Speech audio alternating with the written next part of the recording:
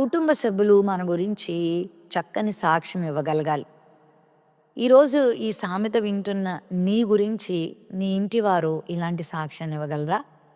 ఒకవేళ నువ్వు గుణవతి అయిన భార్యవైతే నీ భర్త నుండి ఒక మంచి సాక్ష్యం నీకు రావాలి. నీ తల్లిదండ్రులు నీ గురించి మంచి సాక్ష్యం చెప్పాలి. నీ కడుపున పుట్టిన నీ పిల్లలు నీ గురించి మంచి సాక్ష్యం చెప్పాలి. కుటుంబ సభ్యులు ఎవరైనా కానీ నీ గురించి చక్కని సాక్ష్యం చెప్పగలిగేలాగా నువ్వు బ్రతకాలి. కొన్నిసార్లు కొంతమంది అసూయతో, ద్వేషంతో చెప్పరనుకోండి. కానీ వాళ్ళకి తెలుసు మన గురించి వాళ్ళు సరైన సాక్ష్యం చెప్పకపోయినా మనం ఏంటో వాళ్ళకి తెలిసిపోతుంది. అంటే నువ్వు దేవునికి మహిమార్థమై ఈ లోకంలో జీవించినప్పుడు నీ మీద లోపము పెట్టడానికి, చూపడానికి కూడా మనుషులకు అవకాశం దొరకదు. దానియేలు గురించి ఆ మాట ఉంటది. దానియేలు ఏ లోపం లేని వానిగా ఉన్నాడంట.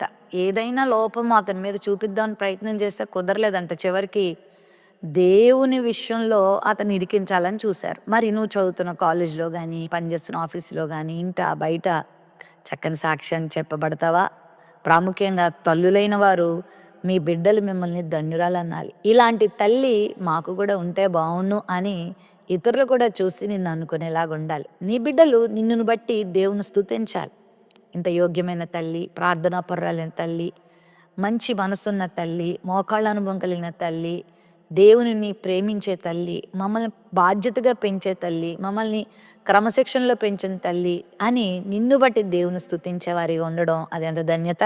ఇప్పటివరకు అలా లేకపోయినా ఇక నుంచైనా అలా జీవించడానికి ప్రయత్నం చేద్దాం.